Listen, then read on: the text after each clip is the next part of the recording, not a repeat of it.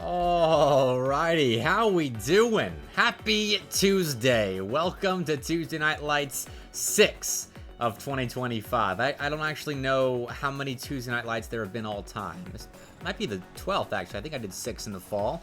So a lot of Tuesday Night Lights has been seen. A lot of Tuesday Night Lights has been providing entertainment for the last several months, and tonight should be no different. It's SEL versus Great Lakes rivalry nights, and we have got a bit of a stacked night, I think. I think these series are looking solid. I even broke out the new shirt. I thrifted this shirt just yesterday, actually. I feel like a picnic blanket, but I kind of like it.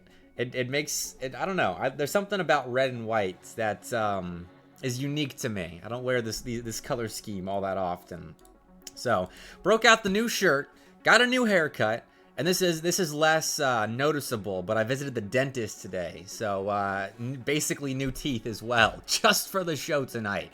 Hyped to be here. Hyped to have all of you for another installment in our long-standing regional rivalry series, SEL versus Great Lakes. Let me show off the schedule for tonight. If you didn't already see my Twitter posts about tonight, then this is for you, I suppose. This is what we got going on. Just 3 show matches. It's slightly abridged because of some scheduling issues, and also, honestly, I just needed a bit of a lighter Tuesday Night Lights. No State of the SEL tonight. No 7 Eastern Time show match. I could use a little bit of a relaxing break. So, this is my relaxing break.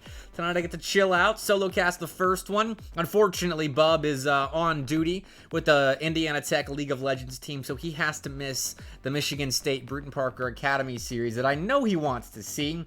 To be here to represent Great Lakes, but it is just me, and this should be a good one. We saw Michigan State take on Brewton-Parker's A-team this was several Tuesday Night Lights ago now, so about 5 weeks, I think, is what it's been, and Michigan State won that in 7. But I still think this should be close because BPC Academy is right up there with the A-team, I think, in skill level. And that was when the A-team was trying out Cass for the first time, and he was playing on a weird setup. So I want to see if those are just excuses, or if Michigan State actually does roll through BPC Academy. I'll talk about my predictions in a little bit, but the matchup after that, in the primetime slot, is James Madison versus Rochester Christian. And I know the last time JMU stepped onto the TNL scene, they got 4-0'd by Shawnee State. So there were some ping issues that night. But if they can't keep up with RCU, then there is definitely no keeping up with the top of Collegiate. So it should be a good series. I think I favor JMU there. But again, I think I'll save my predictions for when I'm actually supposed to talk about them. Then we're capping the night with George Mason Academy, their academy roster, and Robert Morris. And this is the one that I honestly don't know what to make of, because George Mason Academy is a Tier 1 SEL team. They've been beating the George Mason A-team, but I still don't know what to make of it. They got an Xbox player on the roster. Kevin is an Xbox player. And so Robert Morris had their hands full with some wild card players, Jason Parzi and Kevin on the GMU Academy side. So we'll see what happens later on tonight, but predictions as promised. This is what we're rocking with. Michigan State in 6, JMU in 5. Sorry to Magic. I know he's retiring from the RLCS, so he's supposed to be going out with the utmost respect, have like a little retirement party, but no, I'm predicting against him tonight. And then I think Robert Morris beats George Mason Academy in 7. But again, don't know what to make of that last series. So predictions last week were pretty good. I was pretty spot on for the most part, give or take a game or a Game 7 victor. So once we get into tonight, we shall see how I fare. We all know how my predictions go, typically. Not great, but I'm starting to get the hang of, I think, the show match predicting game. But Keaton, I don't think we do need another pickup roster on the schedule. Although, it's funny. there is a very small pool of teams that are actually undefeated in any Night Lights event. And Auburn/Alabama pickup teams are one of those rosters that are undefeated all time across all the Night Lights events. So I find that a little amusing that they are undefeated with wins over Full Sail and FAU all time. The pickup roster needs a challenge. All right, look, we might have some slots in the coming weeks.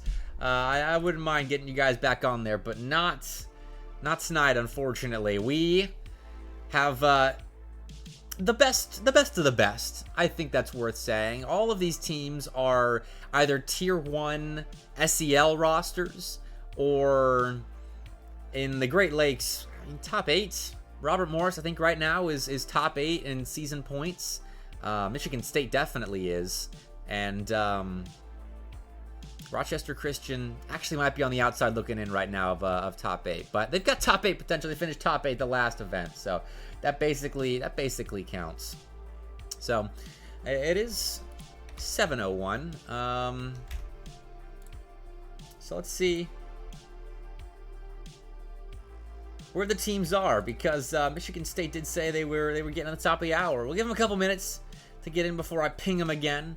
But Magic did inform me with regards to the Rochester Christian James Madison series that he's playing at his girlfriend's on her setup on Wi-Fi, and he's using an Xbox controller instead of a PS5 controller that he's used to. So he's lining up excuses for why Rochester Christian may not be able to keep up with James Madison tonight. But if Michigan State does get the better of Brewton-Parker Academy, like they did the A-team about a month ago, then I'm going to need James Madison to win for the sake of the SEL. The SEL has not won a rivalry night in a long time. I should have looked at the previous results, but I don't think the SEL has won in a long time.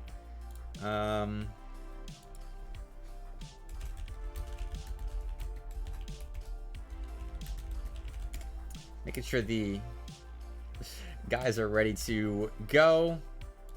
We got a lot of chatting going on right now, so gonna make sure we're good to go here. Okay, all right. So we are good to go. Morvu forgot his controller, so Magic's not the only one tonight that has forgotten his controller. So it looks like we're chilling, just you and I, for a little bit longer, as I get everybody set up. But I guess it's a good time. I always forget to show off my roster graphics. I spend like 15 minutes a week making the 3 or 4 head-to-head roster graphics like I'm showing on screen right now, and I seldom ever use them. So I'm using them now. This is Brewton-Parker Academy's debut on stream, as there wasn't a Brewton-Parker Academy that I knew of until this semester, so I'm happy to get them on. But they've been turning heads lately, especially in the SEL, because they were looking like the 3rd or 4th seed going into their group of the SEL. And they come out and beat Florida last week on the mainstream. And that cements them, as long as everything else goes to plan for BPC Academy, as the number 2 team, right behind Cumberland in their group of 8. And I suppose I could show that in a second. But Michigan State is no stranger to playing on my stream. 4-3 all time, and I'm pretty sure 2 of those losses are to UTK. So they're 4-1 if you don't count Joe Bro. And we'll see if Morvu gets in here with a different controller, or his controller, here in a bit. But I really don't know how this is going to go, because BPC, I think,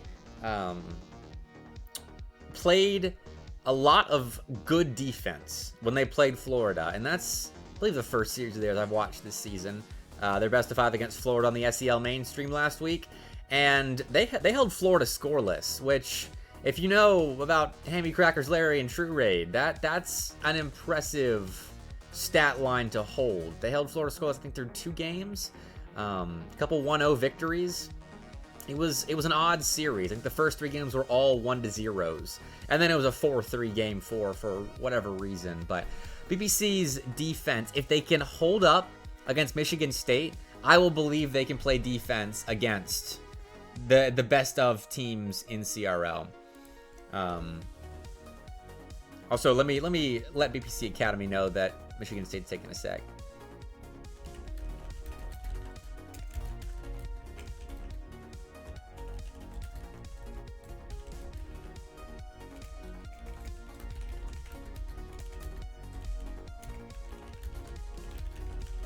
Typing noises. That's the downside of having me solo for this first series, is that I think I've gotten comfortable enough running my own stream to where I don't care if I just stop talking for a minute to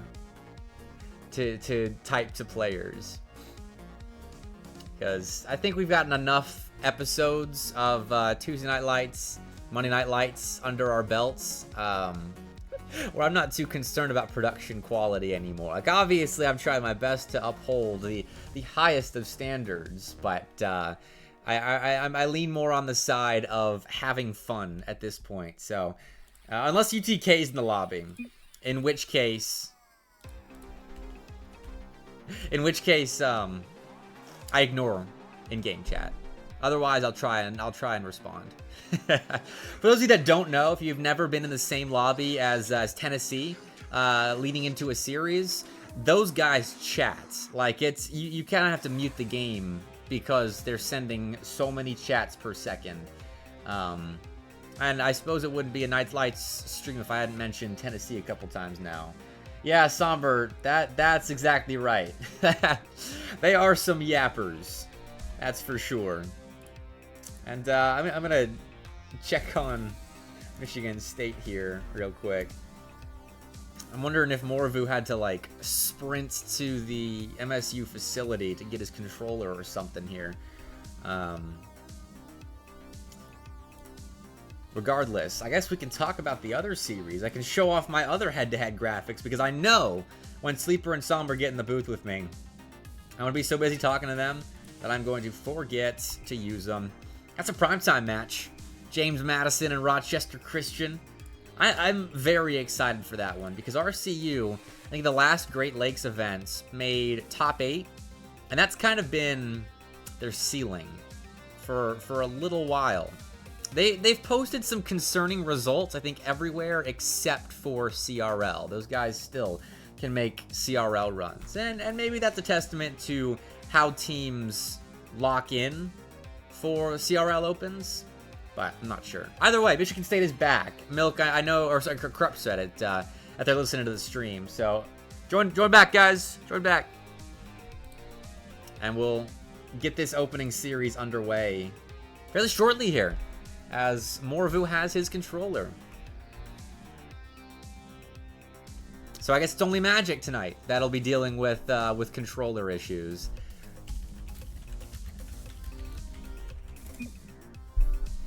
But hopefully they were listening. There we are. All right. So we're getting in, and Morvu is setting up his controller apparently. Interesting. It's always something with collegiate players, I tell you what. Always something. Had time mix-ups last week, controller mix-ups apparently this week, and I'm wondering how that's going to affect Morvu. Because I know... I lost train of thought. Desiree's in chat. Hey, it's all good. Look, he forgot his controller himself. That's on him. The results will follow, Desiree. You can accept no blame. It's all on Magic.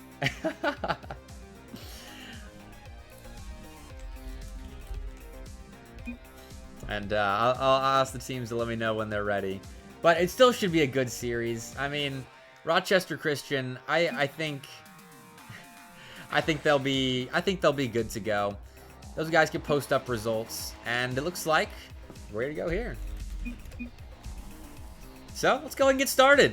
I can I can talk about nonsense while Rocket League's going on instead of, well, it's not going on. But here we go. Everyone's on the pitch. Michigan State on the orange side of the field if you are colorblind and don't know the players. We got Brewton-Parker Academy on the blue side. And so what I am watching, I mentioned this a second ago, but I will reiterate here. I want to see how Brewton-Parker Academy plays defense against Michigan State, because no shade to Florida. I think they are one of the better teams in the CRL scene, obviously. I think they placed, where did they place? Like 32nd in the last colleague poll. But Michigan State's offense is, I think, a step above Florida's offense, because Brewton-Parker Academy, a bit of a, or sorry, Michigan State are a three-headed hydra. They've got Opbomb, who right now, Hammy, I'm sorry if you're listening, or Larry as well, honestly, because I know they kind of trade off who's the mechanical carry. I think I would put Opbomb above Larry and Hammy Crackers on an individual level. And then when you talk about third men of a team, I don't know who I would consider the third man, the more defensive player on the Michigan State side. Between Knock and Morvu. Probably Knock. Maybe. I don't say that with a lot of confidence, but I think you compare him to True Raid, and Michigan State win that battle as well. And I mean, obviously, they're like 10 or so slots ahead of them in the last colleague poll, so when you do compare them, Michigan State are a step above, and I think we're seeing that already. 2-0 in the first minute of Game 1. Tyler's been caught out as the third man of Brewton-Parker Academy here. And I see the support in chat. I respect it, Strawberry Milkshake, but unfortunately, Tyler has been caught out. Now off kickoff, Opbomb's in a 1v1 with Corrupt, and he's scoring immediately here. And I'm concerned. Now I'm wondering, Brewton-Parker Academy is just good against SEL teams. And that leads me to even more concern. Are Great Lakes teams just that much better than the SEL? No. They have won the last several rivalry nights, but Knock showing off the mechs. And, well, if I am to consider him the third man of Michigan State, then he's definitely got Raid beaten there. I haven't seen was that a double or triple flip reset from True Raid in all the time that I've watched him play, but either way, Luke's got some space, and he is the guy for Academy that I do anticipate leading the charge offensively. Defensively, I don't know. Kyler's a freshman, does have a good bit of competitive experience under his belt, so I'm not saying that his youth in the collegiate scene is any indicator of poor play. But I would expect Milk to be the guy on this team, obviously with his A-team experience. Got the oust after Cass was recruited by Brewton-Parker. And I don't know the details of that. I don't know why it is the case when he's making plays like that. Milk has still got it. It's A-team quality right there. And that tells you a lot about the Brewton-Parker rosters, the depth of the program. But all right. Talking about why he's not on the A-team, I don't know. I probably could ask. Might ask. But my guess is that he has told me before, and I said this on the SEL mainstream last week, that he and Antics play very similar roles when it comes to what they want to do on the Rocket League pitch.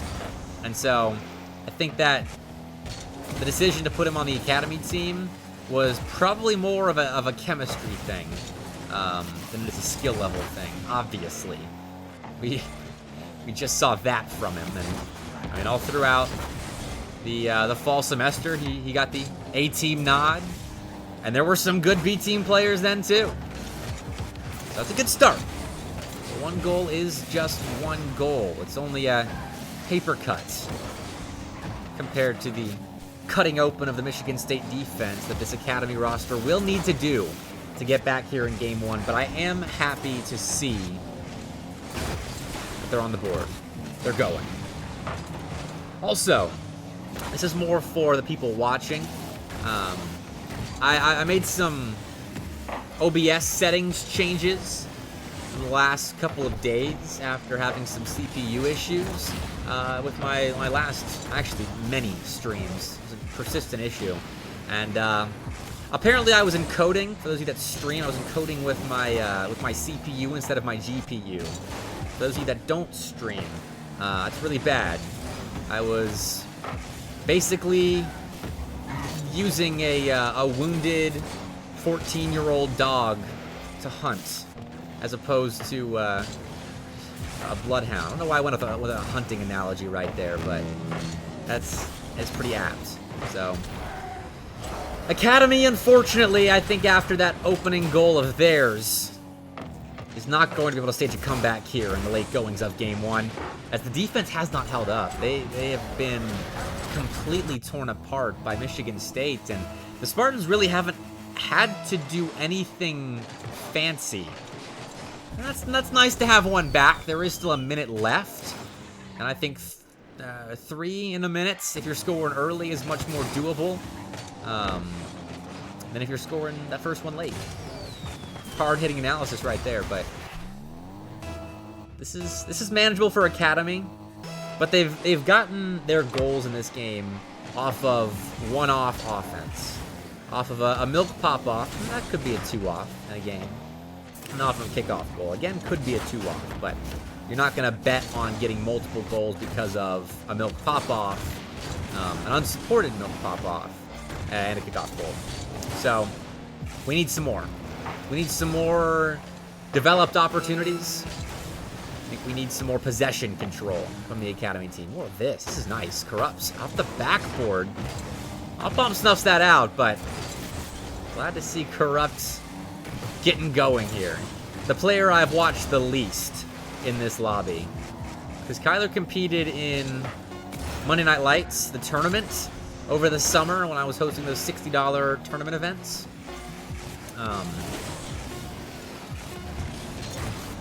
And Milk, obviously, I've seen a lot of. Michigan State, I've seen a lot of. And that's what I'm used to seeing out of the Spartans, in all honesty.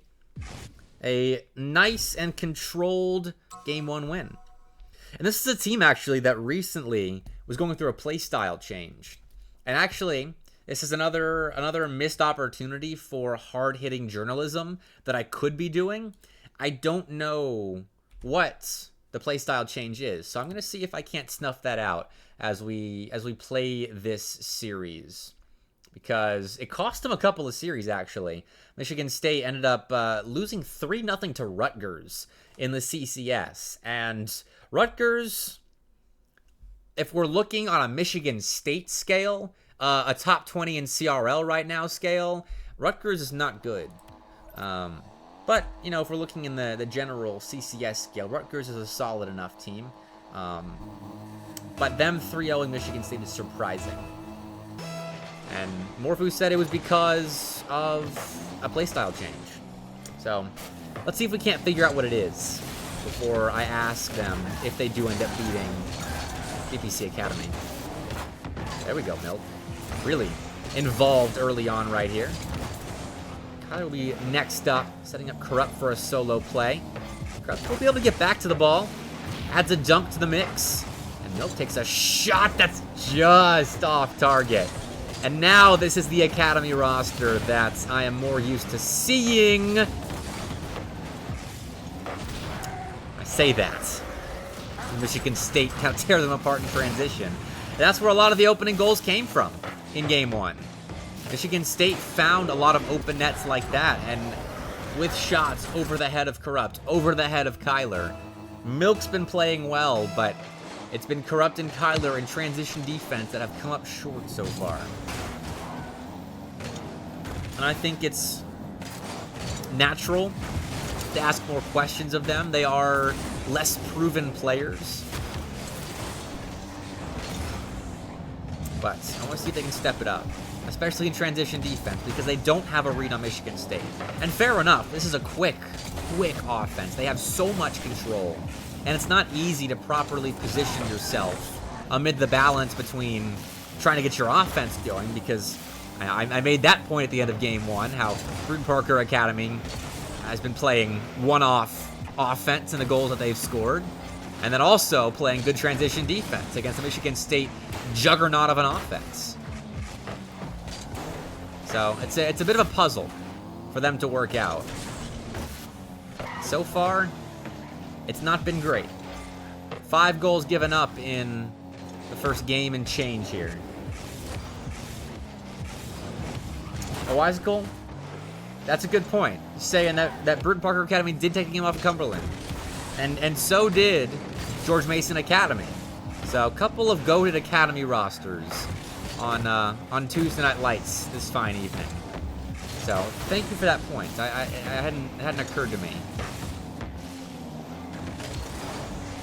So with that in mind, if they can take a game of Cumberland, they can definitely take a game, maybe 2, off Michigan State. That's enough games to prove my prediction correct. Because at this point, that is all I care about. No allegiances, no ties to the SEL. I don't care if they win, as long as my predictions are correct. Which actually, I did predict against the SEL tonight. Which, I don't know if that tells you anything about me as a director of league operations, but hopefully it doesn't. Either way, this is better. Brewton-Parker Academy, when they're not playing transition defense, I think have looked good on their back line when it comes to making stops. Right now, they're kind of fumbling the ball a little bit. That's making it difficult for them to break out of defense, but Michigan State are hounds at the moment. They're playing so quickly. And I've actually, I don't know if I actually finished my point earlier about the CPU encoding versus the GPU encoding, but point is, if there are any drop frames tonight, let me know, because I'm back to running the stream at full strength. I was closing a lot of applications for previous Tuesday Night Lights, and one of those applications was Carl, which is my stats tool, courtesy of Lander. Shout out Lander, legend of the Rocket League scene. And so I am eyeing the more advanced stats right now. BPC and Michigan State, and right now the average boost across Michigan State is about 55%. On average, through 3.5 minutes of play, Michigan State has had 55 units of boost at any given moment. And Brewton-Parker, on the flip side, if you want some relativity there, have averaged about 45 is generous, probably closer to 42 or 41. And that is an issue. Michigan State, that's why they look so much faster than BPC right now. Because they have the boost to play faster, and the skills as well. They're one of the teams, I think, in the CRL scene that I'm not too concerned about. Being able to play at a fast pace and actually make plays happen. Look at that from Morvo. But only the 1 goal to show for it here.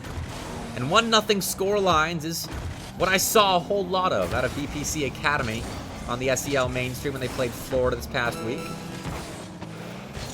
Here, get back in this series early on. They will need to break the 1-0 pattern of score lines that I've seen from them. And Tyler's got a bit of room here. Player underneath, so that's Knock, the midfield line. I'm not used to Knock having a long name, so I faltered right there. But Tyler's just missed in defense, and those awkward plays, they do come back to bite Academy again. Knock wins there in the corner, and that's the dynamic Michigan State offense that, against a defense that isn't prepared to play against it, will find free goals. That's what that was.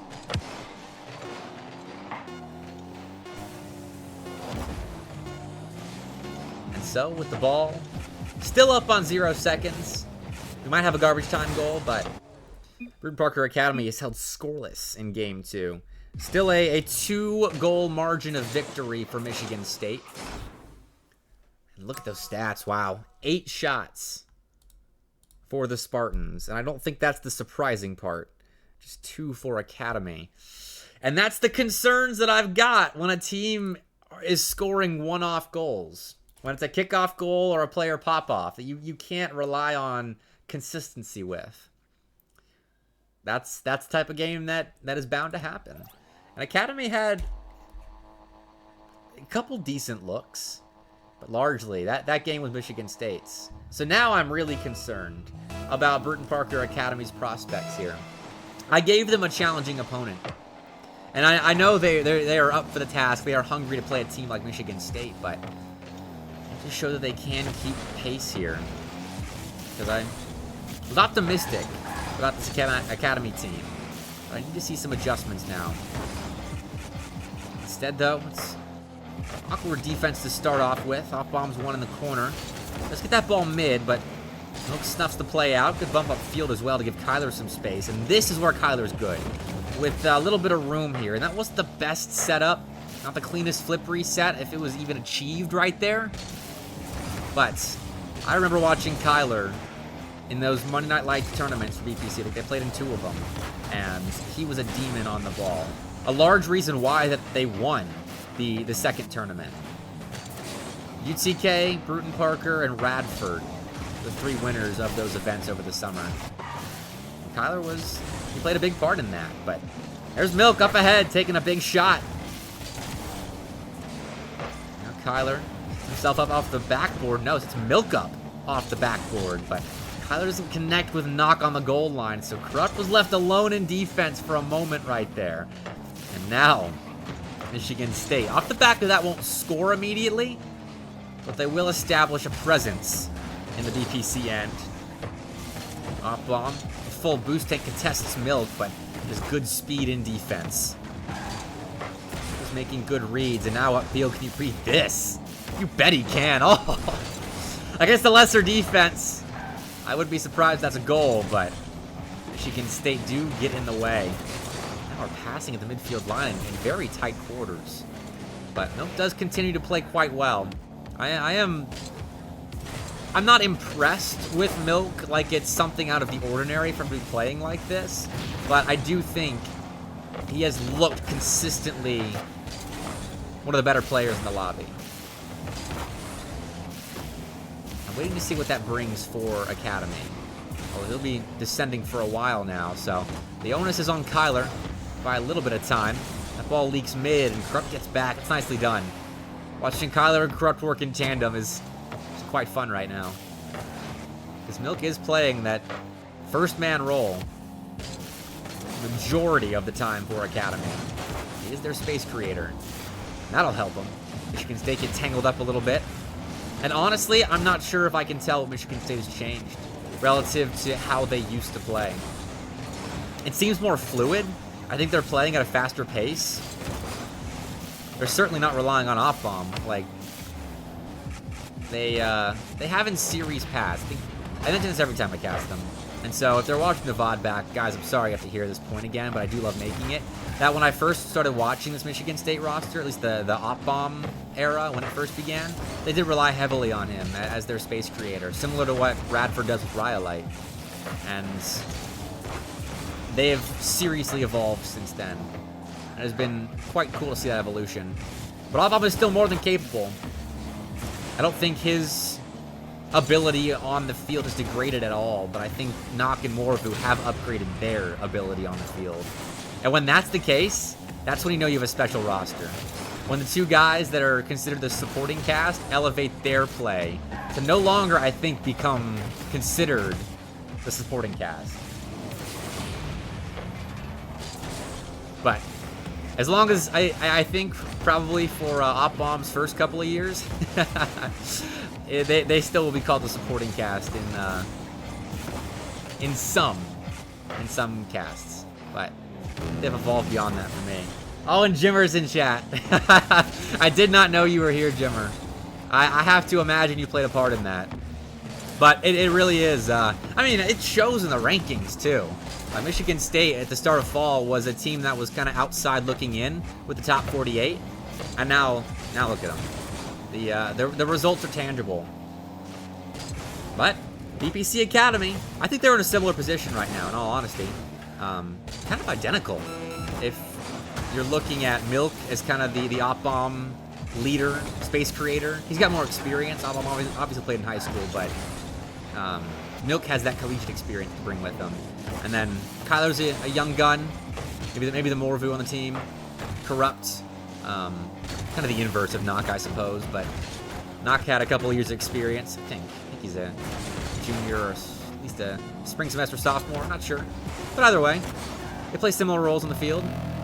And so Academy are now the outside team looking in of the colleague top 48. But They can get there. Ooh, that's a close attempt. I gotta stop my podcast here for a moment and actually cast Rocket League, because we've got ourselves an interesting overtime shaping up here, because Academy I know they know that this is a must-win situation for them. Michigan State are not going to get reverse swept. These guys, I hope, love playing on my stream and love showing out on my stream. And they can get this win. The series is pretty darn close to over. We've seen reverse sweeps in best of sevens on Nightlight Showmatch nights, but they do not happen often. Now Nock's got some room here. Slowed down and actually taken out by Kyler, so that gives Milk room. He's beaten one. He's aiming for Morvu, has forced a miss, and Corrupt on the goal line gets mighty close to claiming a game for Academy, but it's no good. So now Academy has to rush back quickly, and in transition defense, they get the job done, but that could have been a quick counterattack of their own to get offense kick-started, but Corrupt couldn't find contact. Now Milk's alone in defense. Kyler's now left a bit on an island, knock off the backboard, set up. I believe that was off bomb for a shot, but it's good defense. Academy have started passing their defensive tests. They're evolving as the series goes on, and they're forcing Michigan State to slow down a bit. I don't know if that's Michigan State doing it intentionally. Again, this is a very dynamic offense. I would be surprised if that's a call they've made, but I think a slower pace is something that BPC Academy is going to thrive more in, because Kyler and Corrupt will have more time to read the play and find winning goals like that. 1-0. The final in Game 3 here, and if there's something I'm learning very quickly about this Academy roster, that's how they like to win. But it was a labored effort, that is for sure.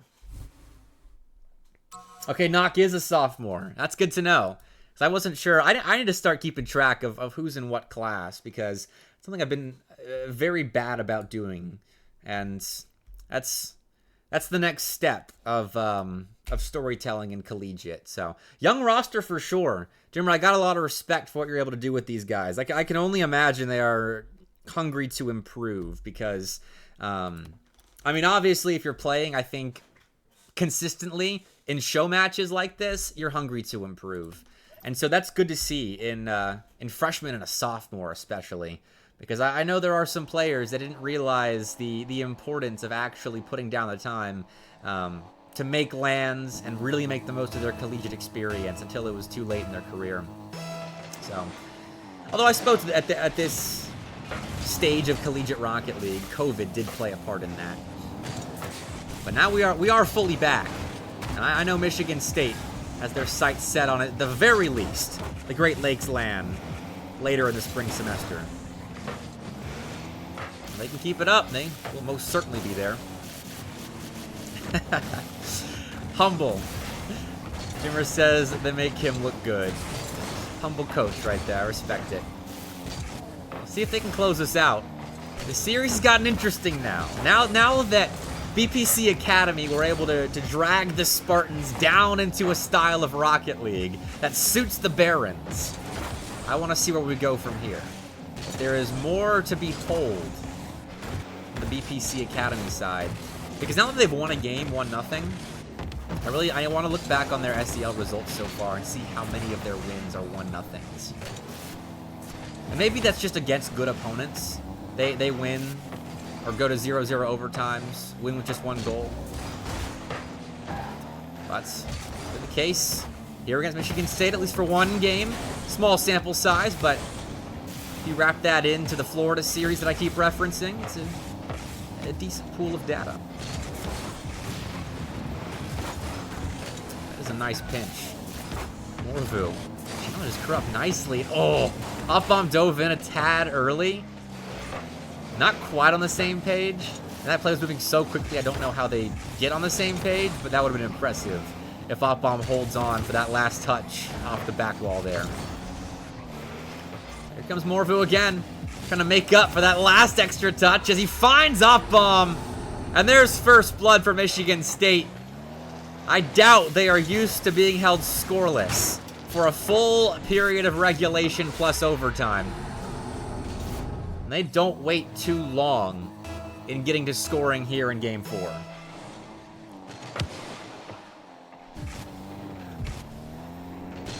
And to Brewton-Parker Academy's credit, they found a way to win Game 3, but I don't yet think that they have surpassed my analysis of only scoring one-off goals.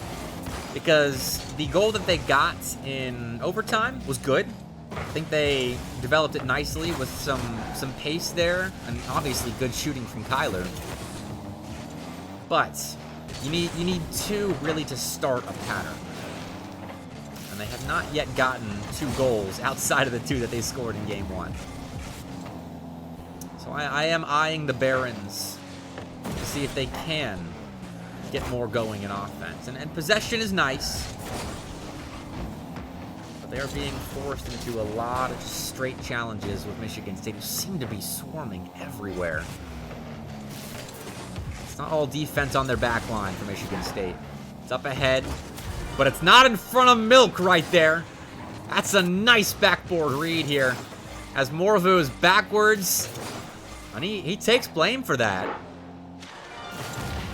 Fair enough. That tells you about how fluid Michigan State want to play here. That when Morvu gives the Michigan State defense a suboptimal first-man challenge because he was backwards to the play, he's taking the blame for giving up that goal. So, respect. Respect for that. Either way, it is still just the first of Game 4 for Brewton-Parker Academy, but they are punishing mistakes nicely. Because I think Kyler was given just a hair too much room in the last overtime, and that was the reason he was able to win it for BPC. And right there, I mean, obviously we already broke down what went wrong for Michigan State's defense. So BPC Academy can make a living off of playing good defense and punishing Michigan State mistakes. Maybe there's a way back in. Maybe. In low-scoring games, but there's a way back here. Because watching these two teams play for a full, well, okay, mostly full 4 games, I think BPC Academy definitely is playing up, but they're playing up nicely. Although Kyler has missed that read. Milk and Krupp are both up, so that's an open net, but Milk has the boost to stick with the ball and clear and score. 2-1. Brewton-Parker Academy have nabbed themselves a lead. And that's just straight up a nice challenge. I mean, you can critique, I suppose, Opbomb for being pushed up right there, but Milk dominated that challenge with Knock there in the corner. And now Academy, with a minute left, have a lead. They could be tying this series up. As critical as I was of them, and still kind of am, in the early going of the series. It might be 2-2 in just 30 seconds time, but Michigan State, I'm sure, has something to say about that. That's a miss. Maybe could have set up Opbomb if he was ready for it, but instead, Academy get a clear, get a half chance to put on target. Too difficult to read, though, so they have to back off, back pass. Send Opbomb back to the nether realm. And just straight up score. I was not expecting a goal to come out of that. But Kyler cuts here with the open space, and Morvu doesn't have boost. That's where the open space comes from. Obviously with the demo as well, but I was expecting a challenge on the goal line right there, though. Well, we didn't have the resources for it. And there's a player joining the lobby. Not sure who that is, but 2-2. This series will be level here in a moment. Brewton-Parker Academy, I think, have answered my questions so far. And oh, Michigan State's bringing in a sub. Okay. Does Opbomb have to go, Jimmer? Is that what we're seeing right now? I actually have never heard of Skybreaker. That is snappy. Corrupt. Well done.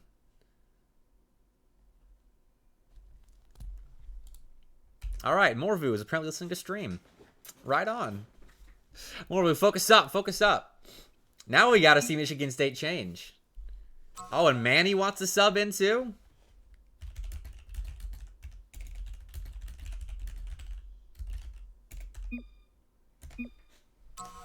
I'll let them know they can make all the subs we want.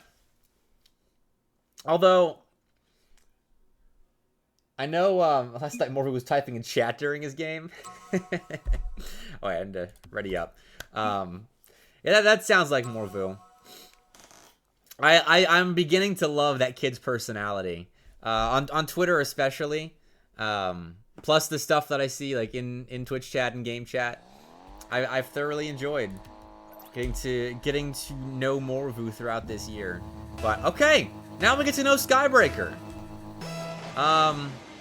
This I'm not blaming Opbomb for having to leave, but this leaves kind of a an unfinished taste in my mouth almost, because this series was really just starting to get good with BPC Academy stringing together 2 close games in a row against the Michigan State that I think have looked the most fluid that I've seen of them, and now we change up that dynamic a little bit.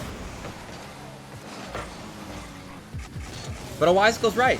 Series 1 finishes 2-2. So now we got a best of 3. And I think this is probably one of the only situations where when a caster says, oh, and now the teams are tied up 2-2, so it's essentially a best of 3 from here on out. I hate that. I hate hearing that. Because I think it discounts momentum.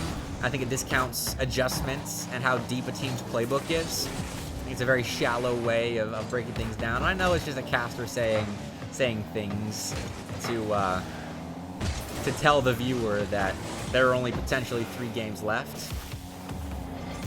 But I don't like it. It's one of those things that's like, there's something inherently wrong with a caster saying that, but it just feels wrong to me. But it's right in this situation.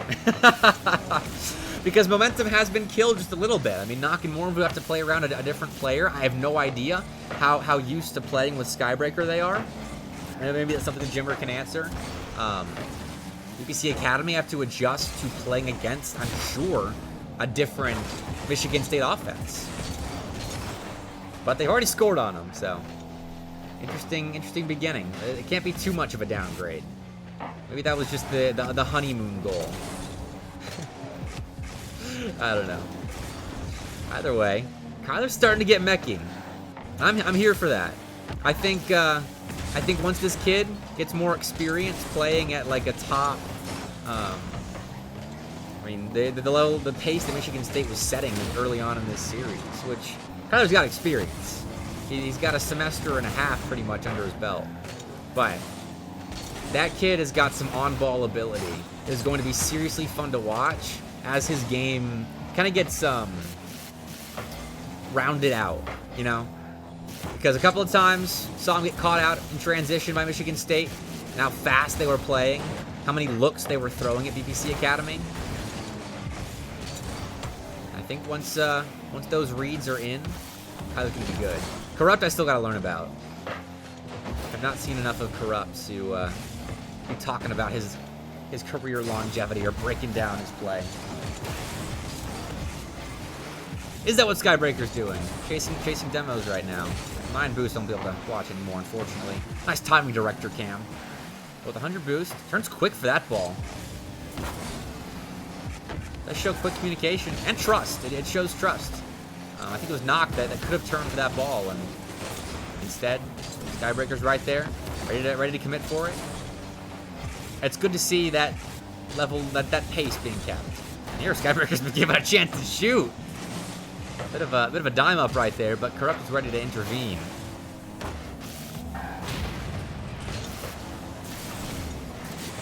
Finally, a chance to shoot.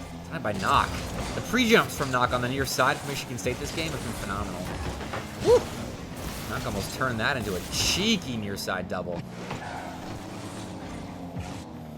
But it is still just 1-0. Michigan State found that opening goal of Nock that scored it. There's some simple space out in front of the BPC Academy box. That's more space for Nock right here. Pass out to Morvu. Couldn't commit for it. Discipline right there, not to dive in for that.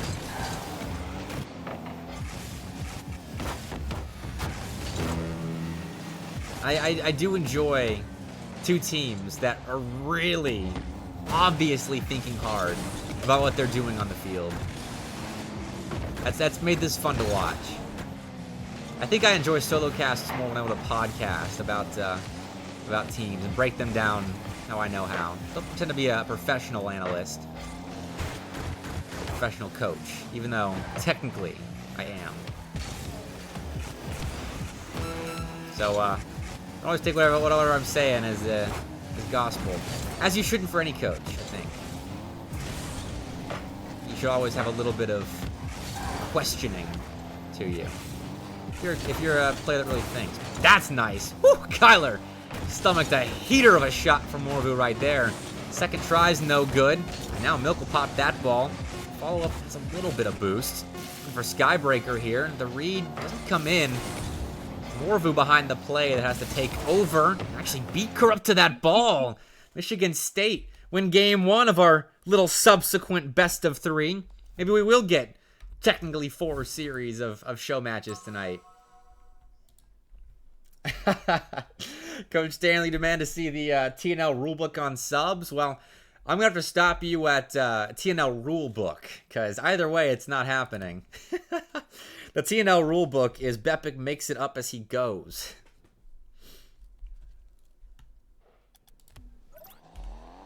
But Skybreaker's come in and done nicely.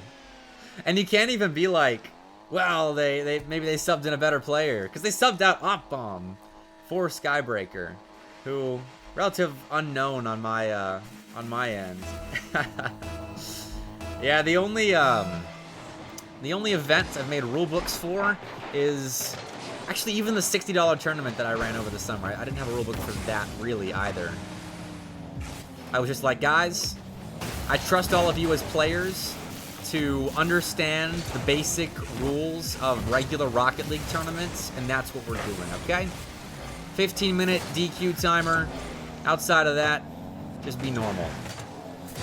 And credit to all the players. They were all normal. We never had any problems, even with money on the line. So, I was glad to see that.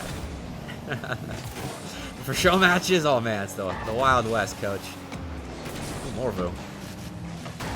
Thought was going to put something together for us. But I did fail to mention it's another 1-0 game that BPC Academy is playing in. They did outshoot Michigan State that last game. So, interesting there. Bit of a change, as Michigan State have, in the majority of games, outshot Academy. The one game, actually, that Academy outshot the Spartans, if we're ignoring the last one, was in their 3-1 win in Game 4.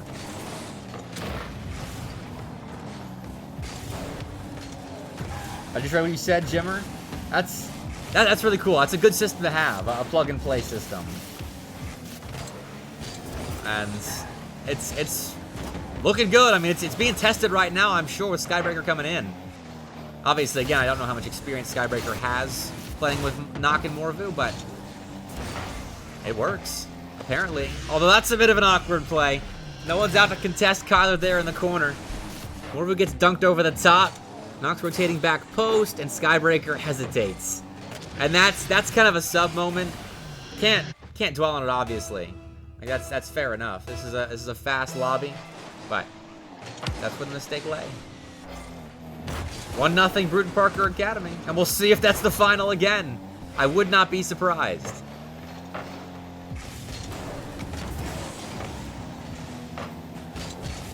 Another shot is just off target there.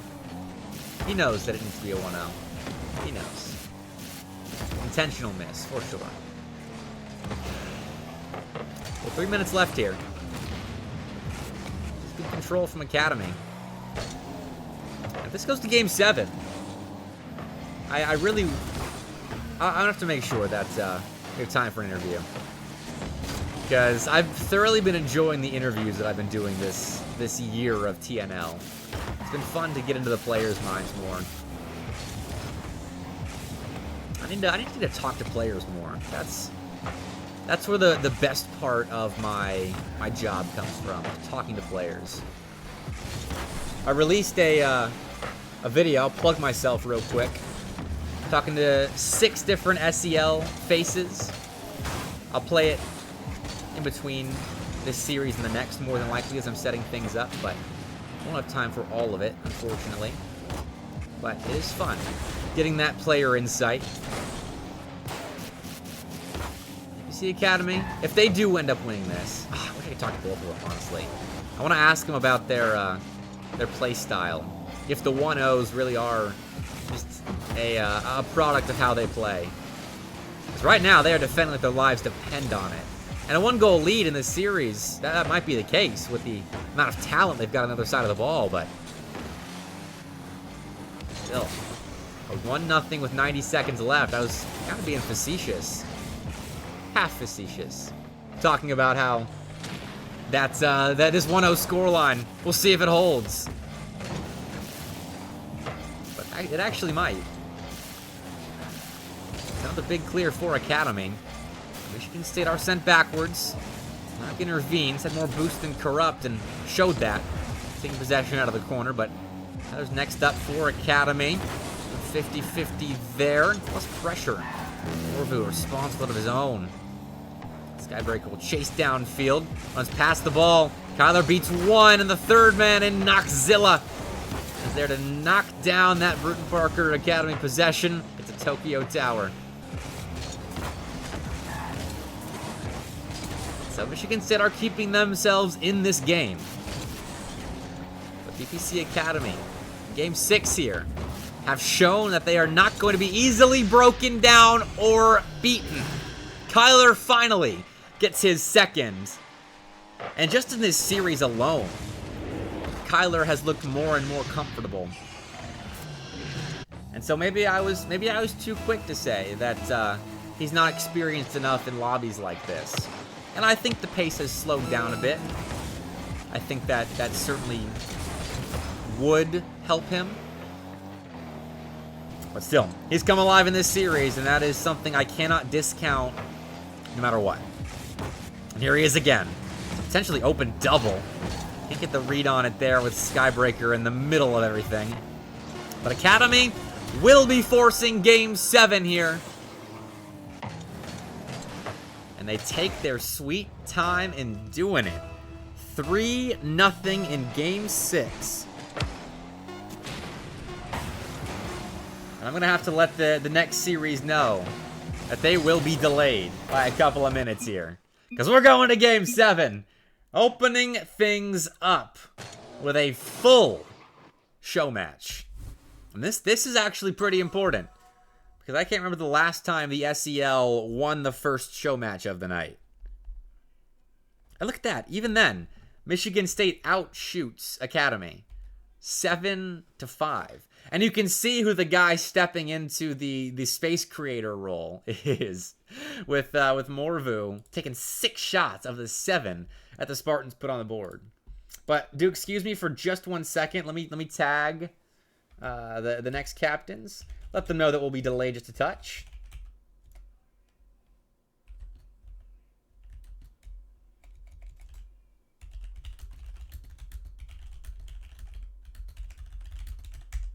There you go. It's my typing face right there. And we'll go and get into game 7 here. Milk is the one player that took a second to ready up. I'm wondering if he's coaching the boys up, making sure they're ready to win this for the SEL. BPC Academy, rather, is making their SEL debut this semester, as well as their Tuesday Night Lights debut tonight. So, Magic has redeemed Stretch. I see G-Spec redeemed Posture Check as well. Hopefully I was sitting up in the moment, but I'll stretch now. Get ready for game 7. Because we are in for a treat here. I want to see Michigan State can rekindle their Game 5 performance. After Skybreaker subbed in, they got a 1-0 win. Did so while being outshot by Academy.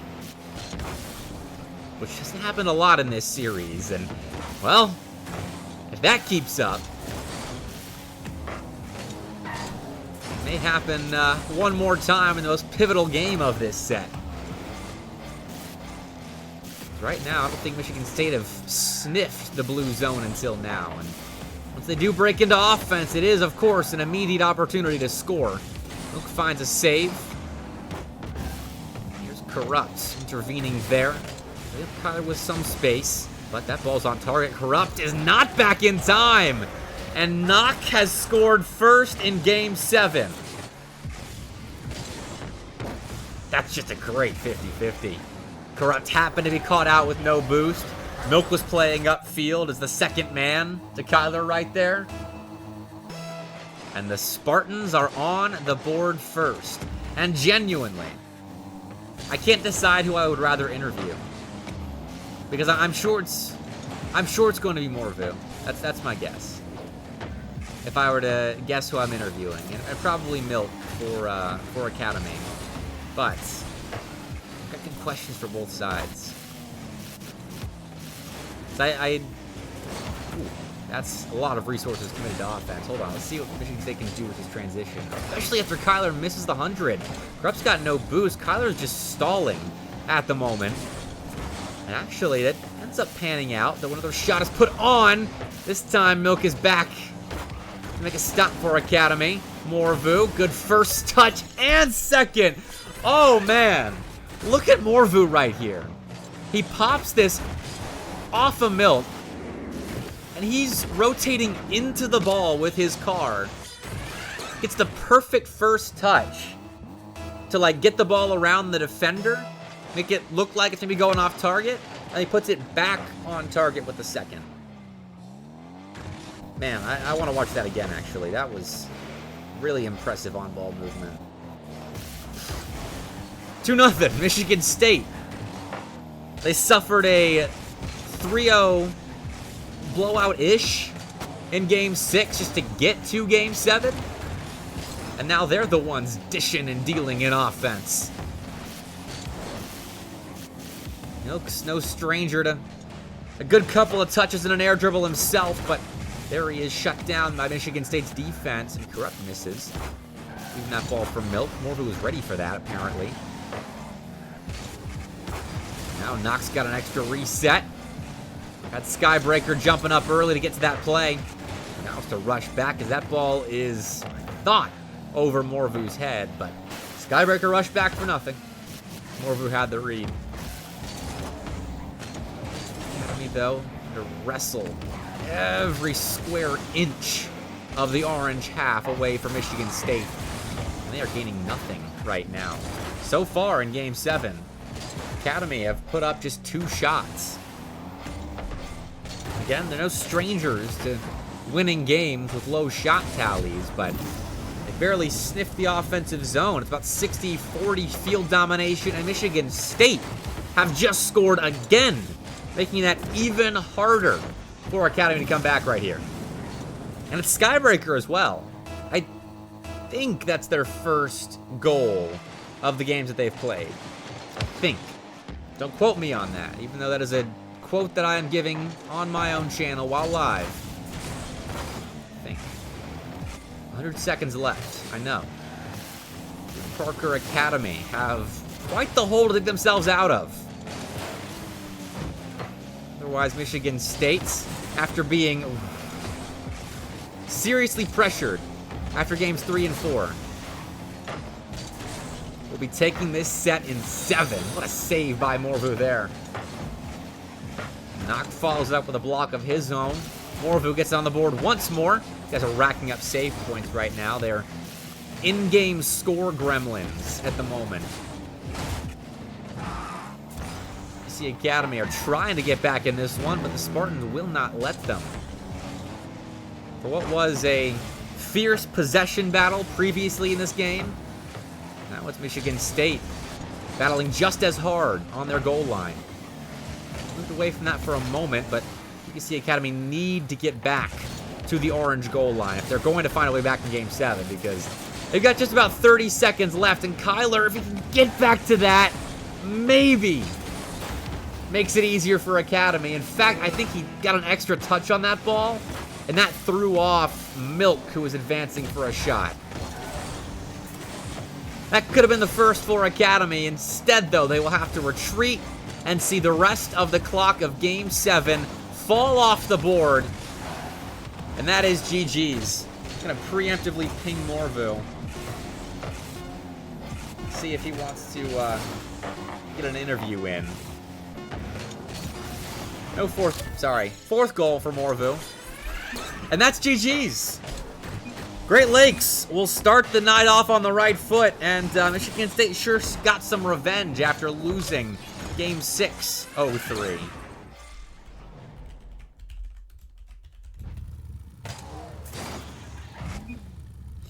And I'll ask him there. Because we don't have much time for an interview, but I really do want to talk to one of the Michigan State guys. Because I'm very curious about their playstyle change and just a couple other things. So let me contact Morvu really quickly. And let's get him in the booth. I'm just going to call Morvu. Just ring him up on the line, old-fashioned style. See if he picks up. All right, Morvu picked up, so I've got him in the booth with me. Morvu, how you doing? How you feeling? I'm doing great. Doing great. Glad to hear it. Solid win. I'm considering that two different series, though. The 2-2 with Opbomb against BPC Academy. I wanted to see how that unfolded, but Skybreaker did sub in nicely. You guys won your last two games 5-0 if you ignore Game 6. So talk me through, I guess, kind of both series. What's it like playing with Opbomb, and what's it like having Skybreaker sub in?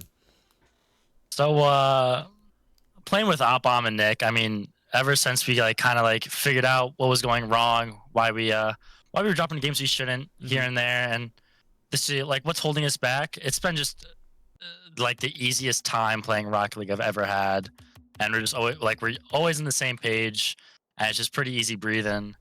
So we never tread lightly in any game we play, but we were confident going into this one that we were going to come out of it regardless. We haven't really heard of this team, but I know Milk really well. I think Milk's a great player, and you could see what he was doing on the field mechanically. But this is just a team that hasn't been on our radar specifically. I mean, the Brewton-Parker team, of course, but not specifically the Academy. But so we knew going into it we could most likely take care of business, but we weren't never treading lightly. And then for the Skybreaker series, it's kind of when you do that, you lean forward a little bit. You know what I mean? Yeah, lock in some more. Yeah. Lean forward towards your monitor. Comm started to pick up. Let Skybreaker know he's good. I mean, we're all under the same system under Jimmer, so I have 100% faith in every single player in this program. So I knew it'd be fine, and then we worked together. We locked it in, got some goals, and came out of the series on top. Okay, and talk about that system real quick, because I know you guys went through a playstyle change, led to that sweeping loss against Rutgers that turned some heads in CCS. But I mean, obviously, you're back to full strength now. I mean, that was a clean series from you guys. You looked extremely fluid, and you don't have to give anything away that you don't want to. But I'm curious, what was the playstyle change? So basically for my whole history of playing Rocket League, I've been playing threes on a very no trust basis. I've been cutting everything short, blah, blah, blah, just playing the game wrong. And I was really the centerpiece of what was wrong. So I had to start rotating wide, doing all the things that anybody who wants to play threes at the top level has to. And that kind of messed up our rotations for a little bit. CCS really took the blunt of that. I didn't really communicate well that I changed everything. It was bad on my part, but we took some tough losses, buffered it through, and we came out, and now we're making some noise. So no regrets, no complaints heading into LAN season at our best form.